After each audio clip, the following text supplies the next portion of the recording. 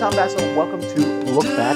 This is where we go back a year, 5 years, and 10 years ago, look at the reviews I did of the games during that time frame, and we see what I think of them today. Although this time I have no games from 5 years ago. I think I was at Gen Con 5 years ago this week. Alright, so first of all, a year ago, I reviewed Tipit. Now, Tipit's been around forever. It's a game of balancing and stuff. It's very fragile, falls apart very easily. It's an oldie, but I'm not sure that it is a goodie. Just too fragile. Yeti in My Spaghetti. This is basically a version of Kerplunk as you're pulling out spaghetti noodles till the Yeti falls. The problem is you pull out all the spaghetti noodles except for 3 and then the Yeti falls. It happens every single time. Just wasn't very well thought through. I think they just made it because they thought the name was funny. Tiffen. This is a game about delivering lunches in India. An interesting theme for sure, but the look of the game is awful. I mean, it's a really terrible looking game, and the gameplay itself is just not that interesting and has some very programmed movements. I'll do this, you do this. Okay, wasn't very fun. Then we have Crazy Cereal. Light up a spoon. Whatever color the spoon is lighting up, you need to grab it. A great game for kids. After Crazy Cereal, another game for kids, Papalazzi. This is a game in which you're trying to put rings on your fingers based on what the card shows you. A silly game, but kids really enjoy that one. Fantasy. Melody and I took a look at this one. This is a game in which you are rolling dice and killing monsters and things by the dice you roll, and you're adding people to your party, which will give you strength based on the numbers that you roll on the dice.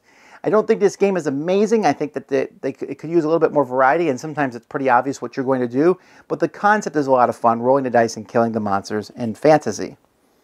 Then we have Roll It. This one has gotten better for me as time has gone by. This is just a wooden game. It's kind of like Crossfire, but without pulling the trigger a million times, just rolling the balls down and hitting these things in the middle of the table.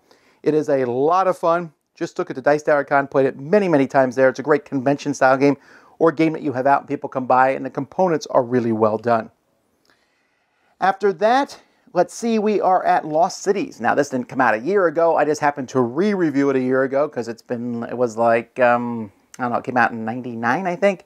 So it's been many years now since it's come out, but the game is still great. My rating has dropped slightly because there's a lot of other two-player games that I would rather play than Lost Cities at any given point, but I still think it's a classic game. Just played it a few weeks ago. Still really like Lost Cities.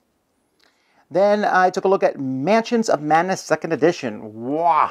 You'll notice the rating here, 8.5 is almost a 9. This game is the first game I think that made me want to play it solitaire. Lots of fun, great theme, integrated an app which just did an amazing job. Really entertaining and interesting what's in this game.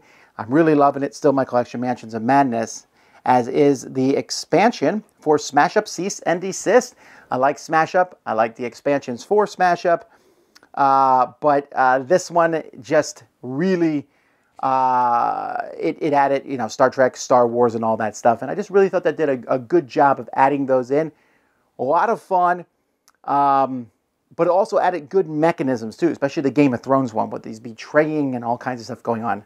That was a cool expansion. And then finally, Terraforming Mars. A year old now, Terraforming Mars. Still an extremely hot game. A game we'll be talking about years from now. A game of playing cards and building your engine.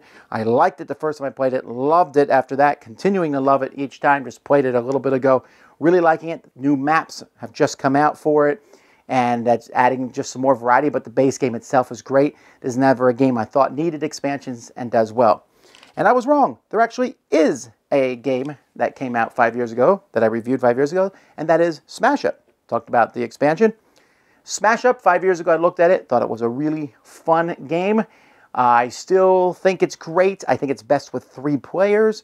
Almost exclusively play with 3 players, but all these factions just keep adding lots of fun and replayability to the game. 10 years ago I took a look at Duck Duck Bruce. This is kind of a push your luck style game for kids as they're turning over cards, trying not to get 2 of the same color. Great fun, especially for kids. And then Hero Card Orc Wars. Now, Hero Card was an experiment from a company where they made 4 games with 4 very different themes. There was a samurai, a space, an orc. I forget what the 4th one was. I think it was something about mind battling. And you had these decks of cards in each one, and you would fight each other in a certain way, but yet you could take a deck from any other one and bring it into another game. So it doesn't make sense to have a samurai against an orc or an orc against a spaceship, but it worked, This was my favorite of the 4 games. I'm not sure how well these games have aged because it's been years since I played them, but this was my favorite hero card, Orc Wars. So that's what I took a look at 1, 5, and 10 years ago. Until next time, I'm Tom Vasel, and you've been watching Look Back.